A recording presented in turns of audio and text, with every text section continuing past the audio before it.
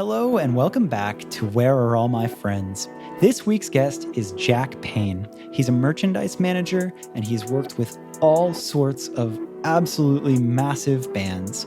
This is also quite possibly the most full circle episode I have ever done, and in an interesting way, where I worked for the first band that ever hired him, and I watched him do his first ever tour, really. And we talk about that, and we talk about just how young both of us were and what that felt like and how wild that was. And now catching up after, honestly, a couple of years, seeing what he's accomplished, and all of it was just this absolutely wild thing. It was a really fun episode for that reason, and I'll leave it there. We'll get right into it. With that said, if you're liking this podcast, if you've been listening, if this is your first time finding it, whatever it is, the biggest and best thing that you can do is spread the word of the podcast. Word of mouth has been the best way for it to grow, and it really means a lot to me. So please do share it if you like it. If you love it, subscribe on Spotify or on Apple Podcasts. I was pushing Apple Podcasts really hard, but honestly, Spotify has been really showing love to podcasters. So make sure to follow me on Spotify there too. Let's get into it. Where are all my friends? With my dear pal, my joking, cooler, younger brother, Jack Payne. And I say that because, my goodness, we have known each other for a long time. And this is going to be a fun episode because I'm sure we're going to have some good old days to talk about. But in the latter days of you, as you have continued to grow up and do your thing, I feel like you have progressively just become cooler and cooler. And every time I see you, I'm just like, dang, that's my cool old brother. I mean, I'll take that. I'll take that from you. So let's start it off. For anybody who doesn't know who you are, briefly tell me who you are and what you do. I'm Jack Payne. I'm 25. I'm from the UK, and I'm a merchandise manager in the music industry. I do a few other creative projects, but my main gig is merchandise management. Yep.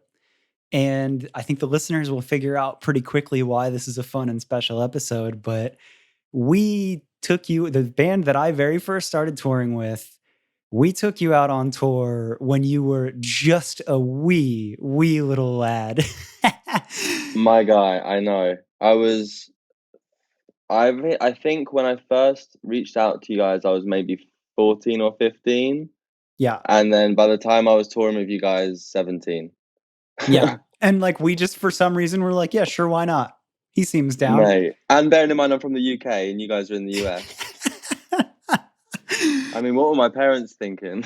I don't know. And we have so much to talk about there. But I think that this is really cool because it's a full circle moment, because like you really have established a life for yourself and a career in music for yourself. And I've watched you grow up and kill it. Like you're doing very big, very real things now. And to be honest, like outside of a little bit of DMing back and forth, we haven't proper caught up in a minute. While.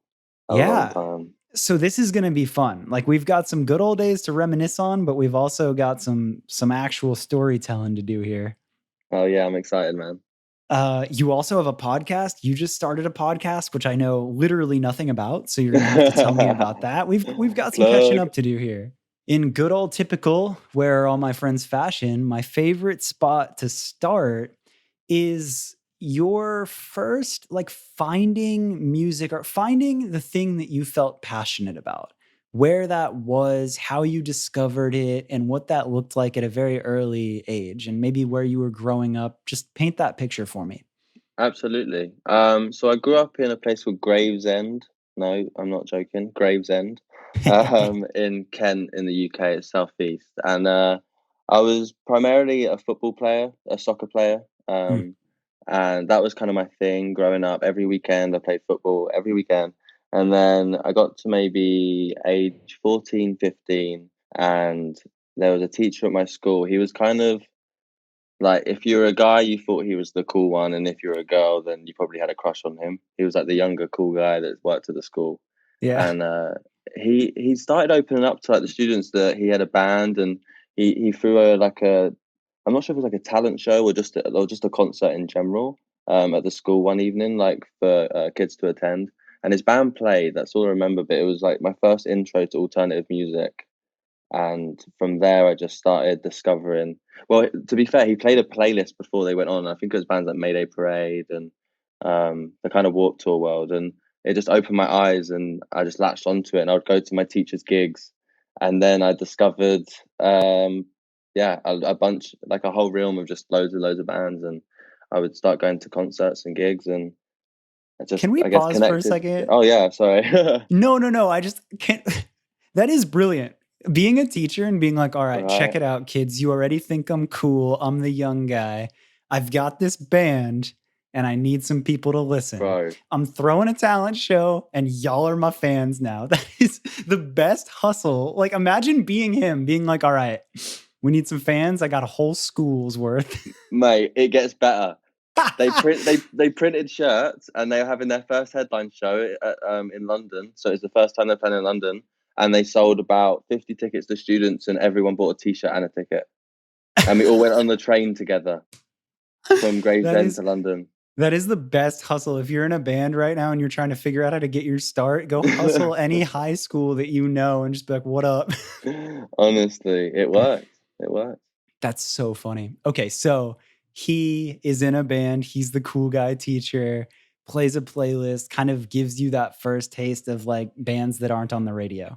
Exactly. So I'm listening to, heavier music, discovering bands on YouTube, and I can't really remember how else back then, but going to shows, definitely going to shows on YouTube.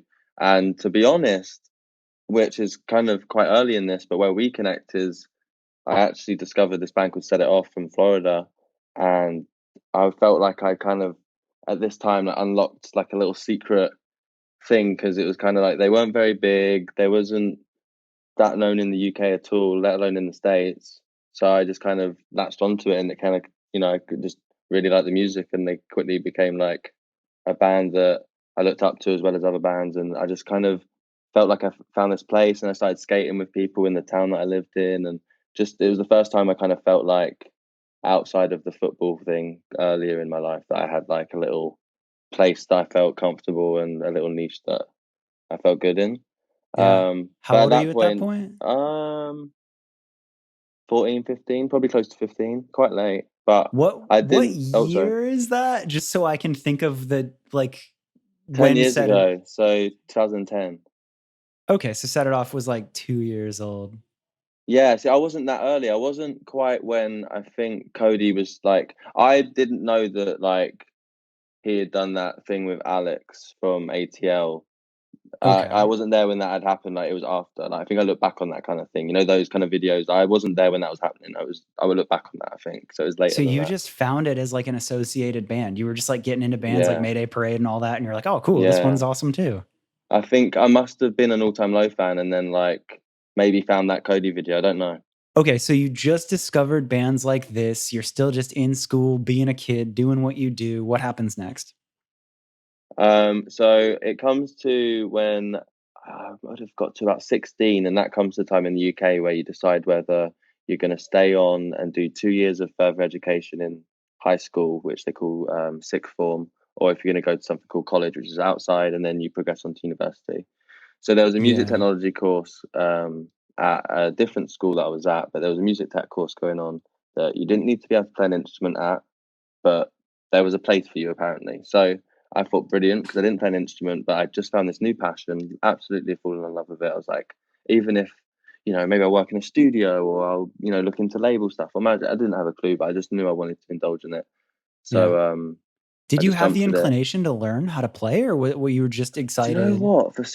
So I did. My parents got me guitar lessons with the guy that taught my brother, and I did them, but for some reason, I clearly didn't have a drive to play because I would do the lessons, but I wouldn't practice in my spare time. But I just love listening to music and going to gigs. So I think Yeah. why my story has gone how it has in the end, it kind of makes sense. But I would never had like a real passion to like try and play and be that lead, but just had a real interest in every other part of it, I think. No, I mean, I'm similar, right? Like I found Yeah. music and loved it, but it Mm. was like it wasn't even an idea to be like, wait, if I like this so much, why don't I try to I do it? Like know. I didn't think about that. I like I had an know. acoustic guitar and I was like, I don't know, I'm shit at this, but my Yeah. friends are great. Like Yeah. I know. So funny. Yeah. Okay, so you find that class and it gets you involved with music and you're not playing, but you're stoked. Yeah, I'm stoked. I'm going in, and in the class there was three studios to the left and three studios to the right, and the tutors were pretty relaxed, so they would just let us go off into rooms and work on our projects, record, and then bring back what we had to. But if you didn't play an instrument, the way that they're getting you on the course and getting away with it is basically they would say, "Oh, you can use the other musicians and ask them to record for you," but obviously they're just about they're 15-year-olds, they're just getting about getting their own projects done, let alone trying to help other people. So I was trying to just wing it every time I didn't complete a project, and I was just falling behind and struggling with it. But the whole other time I was every night on email, cold emailing about 200 tiny bands or band management friends, asking to go on tour for experience. And I would just go through this website called Songkick and just search for, like 100 to 300 cap rooms, and then find bands that are touring over the next month or two, and then go on their Facebook, and go on the About Me page, Facebook page, and then just email them. And I'd get about 80% no's or no response. And then, funnily enough, the guy, I've got a buddy staying with me right now, and he's the singer of the first band that ever took me on tour in the UK. Oh, no Yeah, way. he's visiting Brighton right now, which is hilarious that Wait, he's so there. you So had toured before we took you out? yeah, which is why, do you know what? I think that actually might be why. Unless he really didn't know, but I thought maybe that's why you guys hit me up, is because you'd seen maybe I'd done one or two. I'd done one. I think I'd done one. And then that was in the March, and then the first tour I did with you guys was in like the September, I think, the There for Tomorrow tour. Because in my memory, I remember that you were literally just a fan that we liked. Like you hit Really? us up and you were just a fan, but you were Oh really no, nice mate, to no us and you offense, were right? pretty But normal. oh yeah, no, I was normal, but bro, I knew that I was also paving my path. Like I was being smart with it. Like I knew that you were the only crew member and you were gonna have to be TM eventually, and I was gonna fill the spot. I knew that. Like it was planned. No Of way. course it was. Dude, we didn't even think that far. Legit, Oh, like bro, it was. Oh, I manifested it always. Swear, I love that. Yeah, like legit what I remember is it had to have been MySpace at the time, but mate. you were Yeah. down. Like we needed somebody to do merch and you message and you were like, "Yo, I'll do it for free." And we're like, "Oh, this kid, yeah, he's a fan of the band, but he's really nice and he's like super Yeah. normal and he'll do it for free." And like like cuz yeah, you were probably like 17 and I Mm. remember us being like, "He's pretty young But though." but but but but you're forgetting. Before I did the tour, I came out for a week just to hang. That's right. Yeah, I just flew out for I was 16 years old. I just flew out for a week to hang. And you guys threw That's a show in so Florida. You threw a show in funny. Orlando so I could see you guys.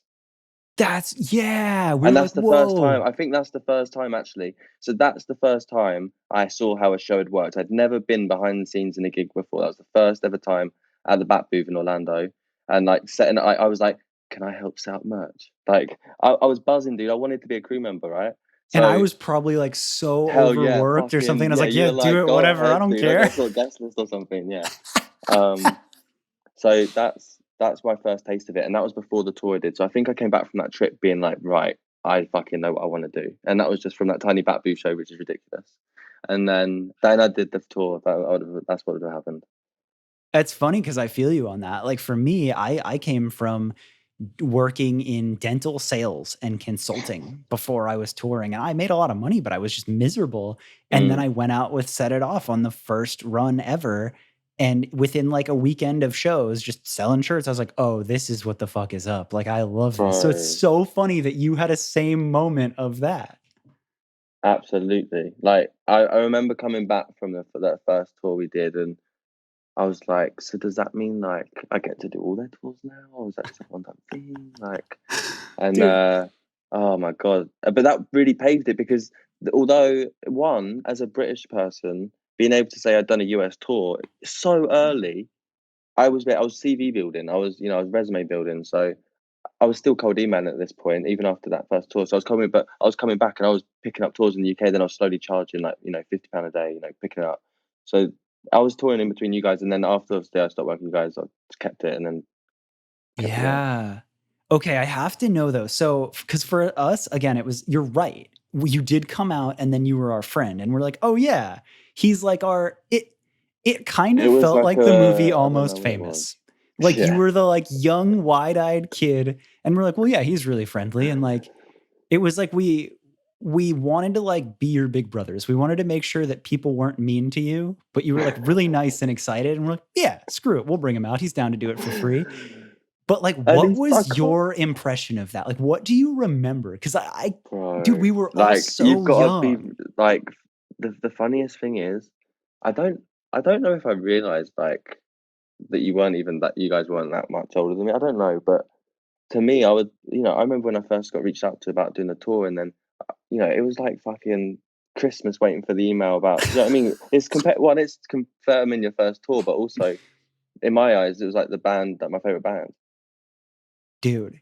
Because I think we kind of knew that. We knew that we were like not doing you a favor, but we knew you would be stoked. Yeah, but also it worked out well because then at the time you wouldn't be able to afford to have an extra body on the road, really. Like Not you at could have had a all. friend probably, but someone also, and I had the passion because I was a fan. I wanted to help, like, and I Yeah. genuinely, you know what I mean, like, and And we also I think that felt it that. worked well with the fans. Like, I think the fans liked that it was someone they knew that came from the community too. Do you know what I mean? Like, it was a real family Yeah. vibe back then with the whole Oh, band dude, and fan base. Like, completely. they smashed it with that. Yeah, yeah. Like, no, it's true. Like, it was a real community, and it was like fun for us to be like, yeah, remember our fan Jack? Like, he stepped up and he wants to tour, so we did it.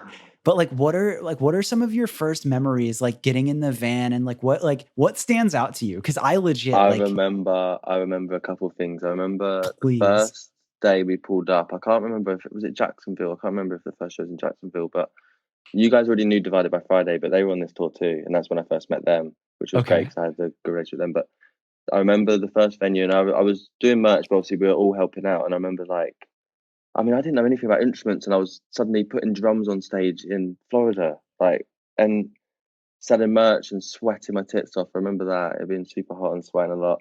But it was the first time I ever felt like I had real responsibility, and it just gave me like complete drive and motivation. And I learned. I mean, you guys obviously taught me my first ever real type of like tour etiquette and kind of just trying to think of any small ones. I remember being like called out a lot for only eating Skittles. Um, I rode shotgun quite a bit. There was some hefty drives, sleeping on floors, bro. I remember like, oh God, what song that I remember specifically? Just ridiculous. Oh my God, dude, I saw a video. I have to send you this after this. Fuck. Okay. I a video of us outside the Middle East in Boston, and we're singing a song with DBF. It's like me, you, Max, and Cody. It's like Al, Matt. I think it's just them two from that band, but we're just like chanting this song. I can't remember what song it was. Was that Division One eighth grade boys second place? I think it might have been. I But don't it know came how up I in my remember memories. that. Oh, mate, there's just so many small ones, and like I remember, I just remember like the first time feeling like free. Like I don't know. I feel like I mean I never really drove a car, but I feel like imagine it's the first time like when someone drives a car for the first time. Like I just felt like I don't know. Being I was from the UK, a small town, suddenly like full on just traveling the states at like 17, like working for a rock band that I really liked. And also the Yeah. first tour I did with you guys wasn't a small tour like for the where we were at. Like we were sporting There for Tomorrow. I think we're on it. Yeah, at the So it was a time that decent was like a size. sort of relevant tour, yeah. It was, yeah. I remember it being like, oh shit, like it was probably Set It Off's Dude. biggest tour as well as mine. Yeah, yeah, at that time, yeah, that was an exciting one. I do remember that. It's crazy that you say that too, because you kind of got me feeling emotional right now because your explanation of that is what I felt when I first started touring. And it's crazy to think that we didn't even realize it, but paid that forward to you. And that was an Mate, experience. in the if if I wasn't a Set It Off fanboy, I wouldn't there's no way I'd be, where I am.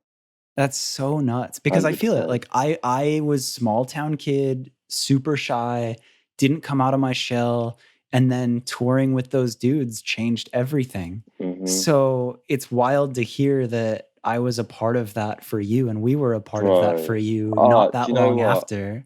I actually remember one specific memory is when, so you guys came to Europe for the first time, I believe. You just put in yellow card, Yeah, and you stayed yeah. at my parents' house for like 3 or 4 nights. We watched And James I think, Bond one night. yeah. And you know what? I even remember actually. I must have started touring already, definitely by Europe, because I think I sort of like helped you guys find the van hire and get it real cheap for a friend or something like that. Yeah. And then yeah, just that whole UK experience, staying at the house, and then what was it? So I remember that tour. I think I was so keen to be on it that I don't think there was a bus space because you were sharing a bus, so I went round on like train. So I was just going around the shows. Do you remember? Oh, dude, I didn't remember that until now. You were out helping us. And you're right. Yeah. Yeah, because we shared a But bus bro, and we were I was that's so keen.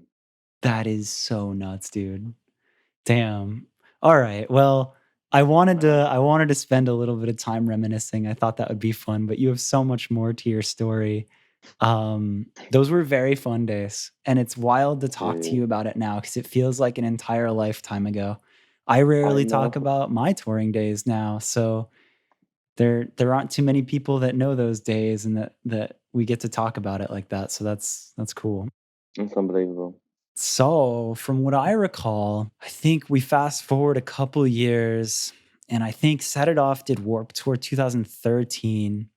You were out with us for a while, you were doing merch, and that's kind of the last like after that it was you kind of went and did your own thing. Yeah, so I did that tour, and then I had some UK bands that were basically throwing me a lot of stuff. It was all UK based, and I was spending a lot more time back in the UK rather than the States. So I was working with a band called Lonely the Brave that basically they kind of became that next kind of small career band for me in the UK. Mhm. And it was the first time I was earning, like they were paying me, small amount, but it was the first time I was earning, but they also had just signed to Sony. They're like the new up and coming artist. So I had like 3 or 4 months booked, whereas, looking good, and the UK shows were selling out and stuff like that. So I did a few UK bands for a little while and just kept trying to push that. And every time I was doing the tour and getting them offered, I was trying to, make sure the venues were climbing and building relationships. But every tour I was still booking them was directly through management or a contact through TM or through a band. It was still small scale stuff. Definitely still in the rock and alternative world. I was still in that genre. I didn't kind of transition over to more mainstream stuff until later. But that would have been. But then, like, yeah, well, to be fair, because I still did Warp Tour I did Warp Tour like 3, 4 times. I did that year 13, 14, 15, and 16. So I would say up until about 15, 16, I was still heavily in the, AP, Kerrang world, bands like Mhm. Paris, Bring Me the Horizon, just primarily focusing on merchandise management, but basing myself in LA when I could and not when I was on tour. And then I took a Mhm. small break out of touring to work for a YouTuber as his personal assistant in LA. So I was dating a girl in LA and I've been with her for quite a while. So I started working for this British YouTuber and Mm. basically moved in with him in Beverly Hills and would film his vlogs for him, edit them, run his schedule for him. I only did that for like 4 or 5 months, but I just felt like I don't know. To be honest, all I do, I think it seemed like an exciting opportunity at the time, so I just jumped at it. But realized quite quickly it wasn't for me. I didn't really want to be someone else's assistant. Yeah. um, Was it just that you didn't wanna be an assistant, or was it also just like a different world? Like, it's something I don't really know, like I know a couple kids that primarily live off of YouTube, but I don't know the depths of it, and I'd imagine if yeah, you were that close to it, I hear that it's its entire own world and yeah, clique and no, thing. for sure. No, basically, well, it was also we were friends and it went into business, which can always be Yeah. interesting as one thing, but especially when you're living with each other. So there just wasn't great communication with like, how many hours a day I'm going to be with you. Like, I'm like, because I was filming his vlogs, which was like his daily life. So it was like, Yeah, how so it's much of all your day day. am I filming? It's all of it, exactly. So Yeah. it just got very, very intense and not great communication. So it was just more so that. But some of the stuff that was coming through an email, like the YouTube was interesting because the offers are very real and very good. And I mean, this was in 2014, 2015, so it's way smaller then compared to now, but it's still this small little, you know. And also, I was never an assistant before, and it does kind of mix into a corporate world when the YouTuber is, successful because you're going into meetings and things like this. And I Yeah. was still only like 19 or 20. I was just like roaming around, and we'd skating on penny boards to these meetings, and I'd be like, "Yeah, I'm his assistant," and they'd be like, "Oh, I thought you were one of the other YouTube kids." That's funny. but I wasn't really like running meetings or anything. I was keeping his schedule, helping him out creatively, but I just got that title more than anything. But Yeah, yeah, yeah. Okay. So then do you stay in California after that, or what happens after that? yeah, I was mostly in California until 2016, but I was still primarily working. My tours and the artists were primarily still UK European based. Or if they're American artists, I was still the tours I was doing were still primarily over there. But I would be basing myself in LA to be with friends and other creative projects. I came back to the UK in 2016. One, because I was chasing this LA thing and I wasn't getting permanent residency, so I thought I'd go back to the UK and just try and build a hub there, start that up again. And then I decided I would go to barber school. What? I didn't know that. Yeah, no, that What? basically Wait, when? the end of 2016. Basically, I did a tour of Sigur Rós for like 8 weeks, and then I was like, right, What? I'm stopping touring. I'm going to barber school. Wait, wait, wait. This is where I need to just catch up with my friend here for a second. First off, you did a tour with Sigur Rós. That's so sick. I love that band so Man, much. That must have been a honestly, spiritual experience every night. bro, some of the nicest guys I've ever met, and just the way they treat their crew, unbelievable. And the crew were incredible. It was like a 6 to 8 week tour. I can't remember. It's a super long tour for Europe. Arenas massive, and the production is insane. And there was 2 nights during the tour where they took the crew out and put like a certain amount of money behind it for a free bar for the crew. Like, super took care of us. It was one of the best tours to date. Bro. Unbelievable. Eh, okay, then we have to, because that you did kind That of like Do you get know to what? That another was probably the level. oh sorry, that was probably, yeah, I was gonna say that's probably the start of that. Yeah, because you were saying like you did a lot of bands that were like alt press Kerrang, kind of like that rock band. Did you tour with Paris and Bring Me as well? I know you mentioned them, but I don't know. Yeah, so I did only in Europe again. I only did one tour with Bring Me, but Paris I did like two or three. So, That was on the okay, latter end. again, here, this is some pals catching up. I'm very impressed right now.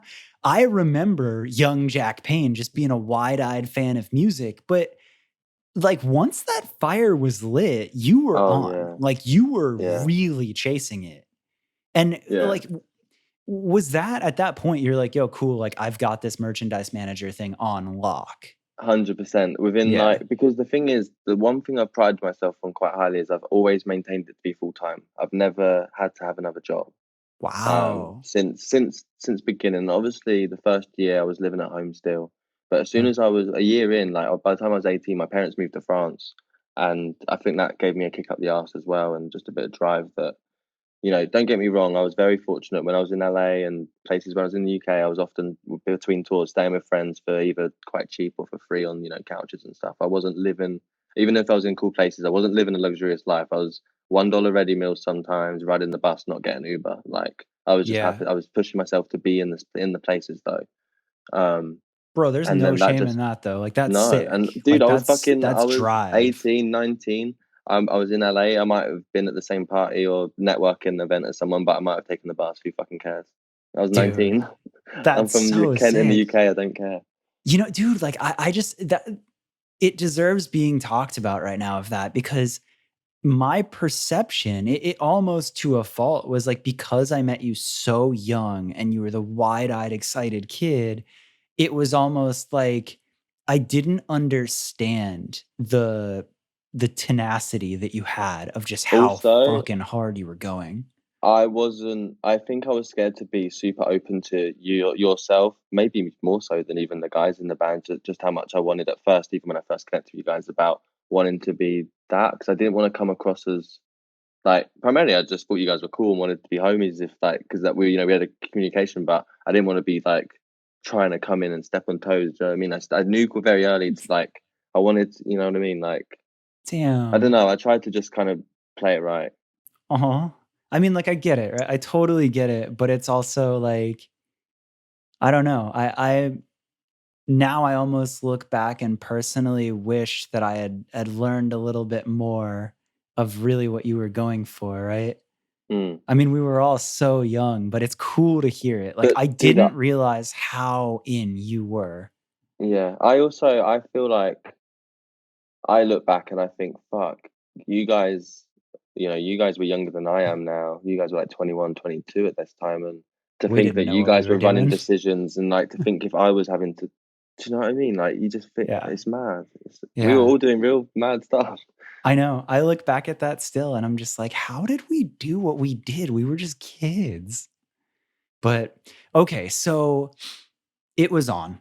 After that, you would that's so cool that from such a young age, like granted you started early, but that you did make it your full-time job at any cost and that you were able to stay in LA and do all that. You go and do a tour with Sigur, you climb and do the most relevant bands in Kerrang AP world. Then you transcend that. You go and do something with Sigur Rós. Why the fuck did you then decide out of nowhere to go to barber school? What? Dude, so and also to go back onto that note, it was always the goal that like, and I did see it as like a ladder. There was like a ladder that was, it was quite obvious, and no disrespect to the alternative world or Kerrang or AP bands at all, but it was just I saw the Warped Tour ladder, and it was kind of the Warped Tour, that kind of scene's ladder, and once I felt like I'd kind of hit not a ceiling with it, but like the kind of the bigger artist in that world, there was only I knew I wanted to go pop slash mainstream. I wanted to because I never Yeah. see even though I want to progress the merch ladder, I never see merch maybe even as the end. I want to maybe go through production. But sorry, I just went on a Yeah. little tangent No, no, no, then. please. And I'm going to come back to that because I'm curious about that. So once we tell your story, I want to talk about like how Absolutely, you yeah, view merchandise managing and like where that goes. for But sure. tell me about that moment. Like what were you like defeated or like what made you just be like cool Yeah, so barber time? basically, I was in a relationship with a girl that I was in when I came back to the UK in 16, and that's the first time I moved to Brighton. And I was on Warped Tour in 2016, and I came back to the apartment that she had chosen whilst I was in the States for like that 7 weeks. Yeah. Moved in, and I was in a, I was in a pretty tough spot mentally. I was really, really struggling with having a life in LA and all my friends there but not being able to have a permanent visa to live there permanently. And then all Mm. my work being in Europe and not having friends, too many friends in the UK. So I just had this relationship and I became miserable and she didn't want me to tour anymore. And she was the only person I had really in the UK. So I was just like, okay, I guess she thinks I should get a job at home. So I'm going to do that. So I found this course in London that was like, beginner to shop ready in 9 weeks, just £5,000. And I was like, this is the answer. Holy So I shit, jumped to it. bro. Yeah. How long did that last? I quit after 7 weeks. Let's go. But to be fair, I was still kind of I was defeated, but I I had a somewhat I had convinced myself that touring was no longer for me, and then maybe I'd run its course, and whatever. So I had started working on how I could find a gig, maybe still within the music industry. Definitely not barbering now. I realized I didn't want to be people's heads. They're not all so Yeah. clean. Um, But I had an offer come through from I worked for this band called The Hunter in the UK. I did a couple of tours with them, and their management company approached me and asked if I wanted to basically run merchandise and retail for their management company. Oh. And it'd be a work from home gig and a salary, and I would just have complete creative control on making sure the artist's merch is ready for tours. We did a pop up shop tour alongside a tour, so I went on tour, and instead of doing merch, I'd run a pop up shop tour alongside the tour. And every date we had a location next to the near the venue that we ran a pop up shop. That's a Um, cool gig. yeah, it was, but they only had like 2 or 3 artists on the roster, and I think in about 4 months, I only did about other than the pop up shop tour, I did about 25 hours work on my laptop from home, and I was just super unmotivated again. And it's like the salary was fine; it was nothing to do with that. It was just literally nothing to do, and it didn't give me a drive to do my own projects for some reason. That time, I was just super demotivated. Um, and it only lasted there as well, like in that 4 or 5 months. So started reaching out to all my merch companies again and was like, "Your boy's back." The Yo. thing is, I dropped all my artists though. I told all my artists that I had a few like kind of big artists like Wolf Alice in UK and Europe, and trying to think as I look up at all the laminates. I can't remember. There was a few artists that I had, and because of the barber thing, and I'd obviously passed it on to other merch guys, or it had been Yeah. passed on for me. So I just reached out, and luckily again, Warner, the guy, my head of touring in the UK, Matt Lambert, like my guy, he's kept me afloat and made sure he's basically put me. I feel like he's kind of taken me under his wing and hasn't kind of told me this, but I kind of see it. and appreciate it is because not only does he keep me busy, but again, over the last 3 4 years, every other maybe every other tour, it's a step up. It's always Yeah. a step up, and he's pushing me, and he's like, You which can he doesn't tell have to it's do. I'm not employed by them. I'm self-employed, but he just, I guess he likes the work I do, but he's always like pushing me to climb that ladder. okay, so there's two insanely important pieces of what you just said in that story. One, I think having somebody that believes in you like that is one of the most incredible things in the world. And it's like, Mm, I when those people are in your life, like, it's so rad because there's certain times where maybe you don't see it yourself or whatever, but they have that vision and they believe in you and they push you to do those things, and it's so incredible. So shouts to him and shouts to anyone dude, like that. I know. The other thing is I think that it takes an insane amount of honesty and humility to look at your life and to realize, damn, what I was doing was sick and I'm going to go back to that, right? To Yeah. to try something new and to be like, I'm out. I'm done touring. I hit my ceiling. And then to try to change your life and then to come back to that, right? Like, it's Oh, dude, and hard. it was only a matter of like 6 to 8 months. And to be honest, I was quite open with the merch companies when I was stepping down. I mentioned I was going into the barber school, but I was also mentioning that I didn't think I was in a good place to be on the road. So I was Yeah. quite open. But luckily, the people that I've been working with ever since then uh, were completely. I mean, there was no reason not to. Like, there wasn't ever an issue on the road or anything. It was just more that I took the step to do it. But Yeah. You kind of almost got whenever in I your own reached head. out, yeah. And the first tour back was my first tour with Why Don't We, which is the boy band I work for. And I was thrown right back into it. So it Oh, was like, all right, Jack's back, like big, because they're a boy band, the demographics, yeah. teenage girls, and it's a big merch gig. So, and since then, that has been your gig. Like, since you came back to it, it's only been this progression of you staying with it and doing bigger and bigger tours with very relevant artists. Yeah. Yeah, so definitely, yeah, primarily merchandise management, few side hobbies, few side projects on going, but definitely primarily, yeah, touring and pushing that to the highest it can be. There's a small stage where I was pushing some other things like with poetry, but as far as my main income and everything, it's definitely, yeah, touring. So, I have another question for you, but I think that to keep this linear, I want you to tell me, like, tell me all the other artists you've worked with now, like from Why Don't We and everything there, just like All for the right, second of like, cause I'm proud of you, cause I want you okay, to be like, yo, I've done some big ass shit. all Ass right, shit. okay.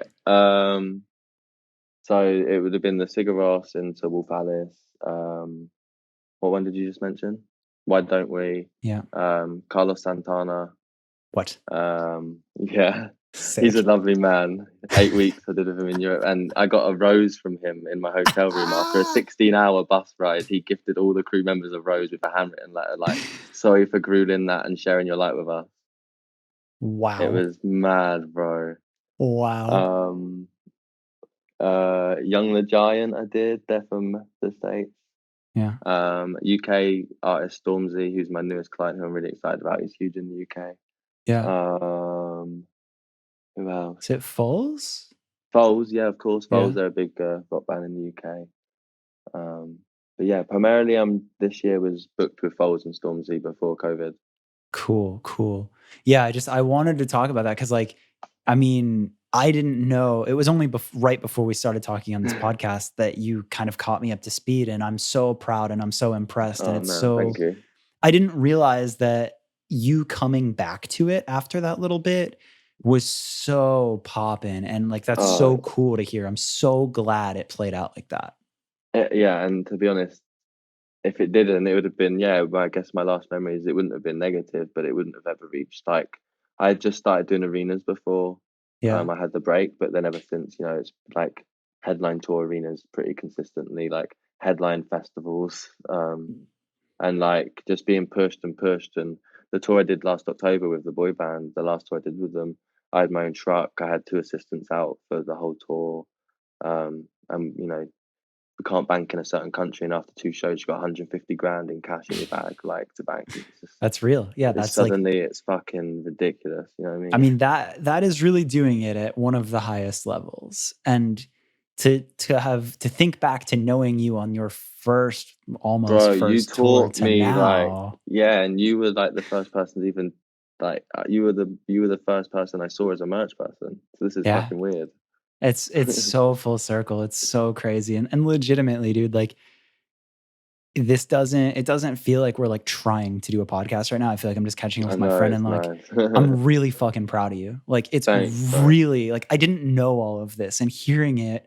And I really, dude, I think that there's such an underlying lesson and like just the part of your story where you persisted on a dream and there was that minute where there's a hiccup, but to see that pay off, like I hope that inspires all sorts of people. Because how many people have had that moment and given up, or the story Yeah, could have been crazy and it wasn't. So hearing this, like it legit and it inspires me and it like makes me so yes. happy. Yeah, and that's the thing. Reality is, no matter like, don't get me wrong, I've nowhere near where I want to get to, but no journey is smooth at all. And there's going to be times where you question it, especially if you're in a creative or self-employed kind of industry where you don't maybe have complete support all the time or someone's kind of lean on. It's going to feel tough at times, and there's times where you feel like you're not getting chosen for a tour, or there's times on tour where I've been touring full time for 8 years now, and now a nice level, but there's times on tour where I get flustered sometimes, and you panic, or but it's just remembering and trusting yourself, I think, because it's so easy to, I don't know, I've had times where I go into other, like, I feel very safe in merch world, but if I try a different endeavor, it's quite easy to feel, nervous and stuff. But you just have to remember and relate to the same thing you did before, that you're gonna learn as you go. And it's just part of the journey, I think. That was so well said, and I think that it's I deeply relate to that, and I would Mm. imagine a lot of people do. But the fact that you had the courage to keep pushing it and doing it and feel uncomfortable and remind yourself of that is something that I think if more people applied, there would be happier people and more accomplished stories. So I really respect that anytime I hear it. So my other Thanks. question, now that we've kind of caught up on that and me catching up with my pal, at what point did you get so goddamn cool What without are me you noticing? talking about, man? I You say this, and I remember, have no idea what you're saying. okay, my guy, because the last time that I was hanging out with you, kicking it in person, you were just young, innocent Jack Payne, didn't have any cool tattoos, didn't have crazy cool style. You weren't a poet. There's something happened from afar where I'm like, this kid, the coolest style, like you're throwing together the most ridiculous clothes, you've a bunch of Do you know what the tattoos out best of thing nowhere. about it is? Do you know what the best thing about it is? Please, what? I'll be at the truck loading it at the end of the night in pink corduroy trousers. And When did this happen? I think that's part of why I get remembered, by PMs, is that I'm actually right at my job, but I dress like a fucking weirdo. Yeah. Um, I think it must have been just spending quite a lot of time in LA, to be honest. It's given me quite a lot of confidence. Yeah. With that aspect of just feeling open, and I don't really give a fuck about what I look like, and it took a while to get there, and I do remember kind of having that switch where, do you know what, I can kind of relate it, even part of it, to this time last year. No, like February, March last year, 2019. I was on tour with an artist called Gus Dapperton. Yeah. He's from New York. You should check him out. He's brilliant. But he I'm is familiar. one of Yeah. the You're most, wearing his shirt right now. oh my god, I didn't realize. Fucking hell. Fanboy. I only work for bands I love. I like that. um, no. He is one of the most unique but awesome, incredible, lovely, kind-hearted people I've ever met, and he just doesn't care, and but not in like a way that, I don't know. It just it just opened my eyes a lot, and I just feel really comfortable in who I am, and I just embrace it, and it just makes Yeah. me happy. So I don't know. I don't That's know if it's cool you though. no, but like you said it, like that, I see that and I feel it of like you are very comfortable with who you are and I can tell that it's like you see that switch in a lot of people, right? Of just like you Yeah, kind of grow into your own skin and become your own person and find your yeah, style and find your voice and I yeah. feel like I really saw that from afar and it's fun to talk That's to you sick. about it cuz it's like when I was last kicking it with you in person, it wasn't that person and now No. it's like damn, all right, he hit his Yeah, yeah, you're stride. right. I It's see. Yeah, cool. definitely see what you're saying. And that's why I always say Definitely. that to you. I'm like, damn, my Yeah. little brother got cooler than me. Yeah, and do you know what? I forget that there's only a few people really. Like I still stay in touch with a lot of people, but there's so many people I met through touring that it's hard to always stay in touch with everyone. But yourself, definitely, like you've seen me from the beginning. You saw like me as a Yeah. basically prepubescent boy. Yeah, just you were tall as shit from day one. You were super tall, super gangly, and just kind of, Super gangly, yeah. yeah, kind of. I think I remember just like a swoopy-ish kind of bowl cut, nothing Yeah, crazy, just nice though. quiet, very shy. But Was I? yeah, Really? yeah, Yeah. definitely. Silently just planning. Yeah, but it's like, again, like that's why this of all podcasts, to have known you from such an early age and really to watch you build a very impressive career and resume. What a wild experience to talk about this. It's nuts. So good. I love So it. talk to me about, like, within that, you started, two things that I want to hear about is you started writing poetry and doing that really well. Oh, fuck, three things maybe. Poetry, you found a lane there. Style and fashion, not only did you start like dressing in a way where it was definitely like you dressing yourself, right? Like it didn't feel Mm. like you were just like following a trend, like you kind of found No, your yeah. flow. Um, and then what was my other one? Oh, your podcast. You just started a Podcast. podcast. Yeah. So not All right. only have you grown in your career, you really have found yourself in some other creative endeavors. Yeah, but do you know what? So with the poetry, basically, I jumped off a tour with one of the artists I work for, and as sometimes I guess becoming friends with people that have followings and stuff, and having those relationships, um, a, followers came over to my page, and I was starting to try and push my own projects, and I'd always kind of written privately and never released anything. But I just slowly started releasing stuff through Instagram, just written stuff. And I made a basically self-released poetry book with film images, like disposable images, to go alongside that I had written and found in taken in LA. And I just self-released it and only made 100, but they went the first day, and then I decided to do a second one and just kept trying to push that and playing the Instagram game as trying to do my own project as well as touring. And I just started trying to, I don't know, I guess I've been given myself this confidence that maybe I could push myself as a brand in some way, rather than just always being a crew member. I just thought it was exciting. Didn't necessarily always see a businessy, just thought it'd be a fun endeavor. That was definitely the poetry side of things. But with that, I've now started trying to push it into spoken word. So I'm rebranding that, but going to start trying to release spoken word. So that's what I'm working on a bit at the moment. But with the podcast, that is also another brand new endeavor. I've only recorded 3 episodes, but that's trying to basically speak to creatives and self-employed people, and just trying to go into like specific highs and lows with people that are open about going into them, and just really how what they maybe overcame benefited them in the long run. Just to try and give hope or like inspire others. I'm so And here for that. then hell yeah. What's it called? And to How be can on people find it? behind what you see. Cool. That's aptly It's on named. I like that. Spotify and iTunes, yeah. And to be honest, this podcast was a big inspiration. Like I've listened to all of your episodes. I fucking love this shit. So it's Dude, great to be on here, what a full circle moment too. It's like I honestly. legitimately, like I see you in your own lane, like really doing the thing. So like hearing that in any way I have been an inspiration or anything Oh, before that, it's like massively. that's a In huge touring, honor to in me, bro. podcasts. Like and even in do you know what? Being a good person, like that's the what like as long as I've known you, you've been the bubbly, upfront, but like honest person, and that's like all you can kind of ask from someone. So I've always taken something from knowing you. Dude, that like that means a lot to me because I see what you're doing and I see a positive impact and you trying to like spread even more of that. And it's like, if that's the chain ripple or if that's like the effect that you get from that, the chain reaction of that, or the ripple effect, uh, damn, that's cool. That's cool to know that I Oh was a yeah, part of that. So thank you. of course, Um, bro. damn. So okay, so that's the podcast. You Yeah, talked to me about the and the poetry. poetry, and Yeah. then the clothing side of things. I basically, during COVID, um, I lost all my touring work for the year. All my dates are now rescheduled till 21. Yeah. So I'm just trying to adapt, trying to stay creative, trying to um, one not be feel lazy, but also got some bills to pay because the government support only covers so much. Yeah. So at the start of COVID, I jumped in a grocery store for few weeks just to help out in the community, but also then obviously top myself up a little bit.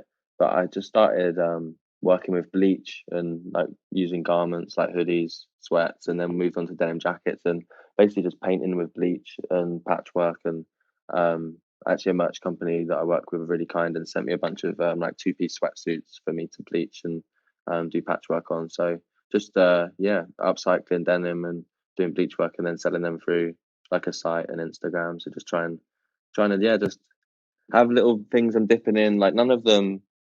I also get quite discouraged sometimes with them because obviously I have my main gig, which is touring. Um, so when I'm doing these other projects, it's definitely feels like a hobby. So I try not to put too much pressure on myself, but obviously I'm still trying to push it in that way. But it's just a work in progress, I guess. That's cool, dude. That's real cool. I think everybody gets discouraged at times, but I like from afar again in the homies catching up. It Yeah. doesn't it Uh, doesn't feel like something to be discouraged by. It feels like you're doing it on a very real level. Yeah, and I appreciate that. It's also just you got, especially at a time like this, it's just a case of balancing real life with the things that I hope to create and push in a long way. Just because you know during this time you've got to make ends meet when things aren't completely perfect, and my main gig is months and months away now. So just having fun, but also making things work. Yeah, I think you're doing that in a good way there. You Yeah, found a good balance there. yeah, Tell but I'm me, not gonna because give up. I'm just gonna keep pushing it. So it'll be fine.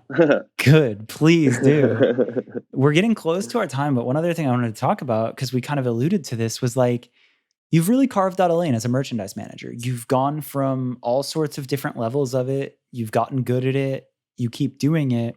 But what is life like? Like, is that the pinnacle, or like, where do you see yourself for future parts of your career? So basically, with getting the offer with the artist I mentioned earlier, Stormzy, at the end of last year, where he's at, I would say that right now he's at his peak, and I've never had an artist at his level be at their peak whilst I'm working for them, if that makes sense. So I really, really want to ride out um, the next, as long as I'm booked with him and Foles, because also I've just taken on a gig with Foles as their production assistant. So I Cool. do want to now dive into maybe accepting and working in tours with production managers as their assistant so that I can become a part of a core crew rather than just being sent from a merch company to work for an artist. I'd rather, look into maybe in the future being in a production team so that I can just have maybe one or two artists that I just work with worldwide rather than with merch. You're quite often thrown onto a lot of different gigs. Yeah. Yeah. So I would say pushing through to carry on touring with merch at the highest level and being like recognized as that and being one of the top dogs, I guess. And then I want to start basically being a 17-year-old again, going into the production world and God, I start love learning. that. I love that. And I think that people that are continuously obsessed with learning are the ones that become so good at everything and Mm, really go on to have success when you're humble enough to always chase learning yeah. and make yourself uncomfortable. And also the way I see it, if I can make it so that my schedule as I'm learning the production world is if I can do, half the year where I'm touring at the highest merch level, which I'm very comfortable with, that can basically pay my salary. So if I'm, being a production assistant on a smaller gig or learning for less, I'm covering myself. So at least I have that. I'm not just learning as a production assistant with nothing else. Like I've got the Yeah, merch as well. So and also from the years of touring, I'm lucky that I've got people that will back me and take me under their wing and things like that. that's amazing. So my last question then is for anybody listening to this that relates to your story where it's like finding music all in on it but not necessarily wanting to be an artist. Like loving being a part of the crew and finding magic in that and maybe even Yeah. specifically wanting to get into merchandise. What would you recommend? What's the advice to somebody that's chasing that lane? Young you. Oh, yeah. I mean, so because I was from a small place where there wasn't really a music venue, there wasn't Mhm. really a scene where I was from, which is why I took the internet route of cold emailing, Yeah. and basically creating, becoming friends with people online and trying to connect with people that way. But if you're from somewhere where there's a local music scene or a venue, just reach out to people and go and be a face and go to shows and try and because I still believe that in these cities and stuff. I know there's mostly everything on the internet, but there's still got to be like a small local scene that exists where in Brighton, I know there's a cool rock and punk scene where people go into shows and hang in and, climbing the ladder together. So try and just, be a part of a scene and reach out. Don't be scared to reach out to people with internships. Like, the internet is the most powerful tool in the world as well. Like, you can literally create anything from it and also connect with anyone on it. So use your resources and don't kind of give up at the first hurdle, and just find what drives you, because if it doesn't drive you, you're ultimately not going to probably find happiness for it or want to do it for a long time. Um, I guess merch was the first thing I connected with it, fell in love with it, and I'm still doing it, which kind of shows. So I would say try and connect with something that you really love and just pursue that. I mean, Yeah. yeah, I don't know. I like that. And I think that's proof. Like, I don't think you need to chase necessarily the most glamorous job, right? Because a lot of times Yeah, people are like, oh, I don't want to do merch or whatever, right? That can yeah, be looked at as like the 100%. not fun gig, Yeah, but you found it and you loved it and you got really good at it. So I think that like embracing the thing that you just fuck with and love is so important. And I yeah, can speak to your credit in that advice of, I think we gave you the chance in the very beginning because you were so genuinely nice and excited. Like you had, like you were 17. Like it wasn't like yeah. some like And professional, like, there oh, was he's no way I could great at hide it. I vending. wasn't like trying to sell anything. Like, it wasn't like, Yeah. oh, I'll come on tour and I can do this. It was like, I'm just a kid that fucks with you guys, and this is something I Yeah. maybe kind of want to go into. Like, that's kind of all it was. It was just very upfront, but it was sincere and it was honest and it It was was so pure. sincere. Yeah, Exactly. And I think that at least for us and on the experience that I can speak, that spoke so highly. And we wanted yeah, somebody that was just excited and honestly wanted to yeah. do it. So And I obviously, love that. not every band, not everyone listening to this that might want to go into a touring position is going to luckily maybe have a band that is have the situation work out how I had it, where you connect with an Yeah. artist that actually you end up flying to America and it works out and you can work with them and it's great. But But the it lesson doesn't is still mean that there. the lesson is still there. It's just in an extreme way. The lesson's still there, that you can reach out to anyone and anyone can maybe use your help, or you can be of service to someone, or it can just work both ways, and the opportunities are there if you can find Yeah, dude, I love that. Well, I think we did the damn thing. My guy, My guy? dude. Next time I'm in LA, we are not missing a hang. We are absolutely not. It is long overdue. You need to teach me how to 100%. dress better. We Or need bloody trip to the UK, my guy. Oh, son. Dude, I haven't been back overseas since probably like 2013. I'm due. So yeah, wouldn't hate that.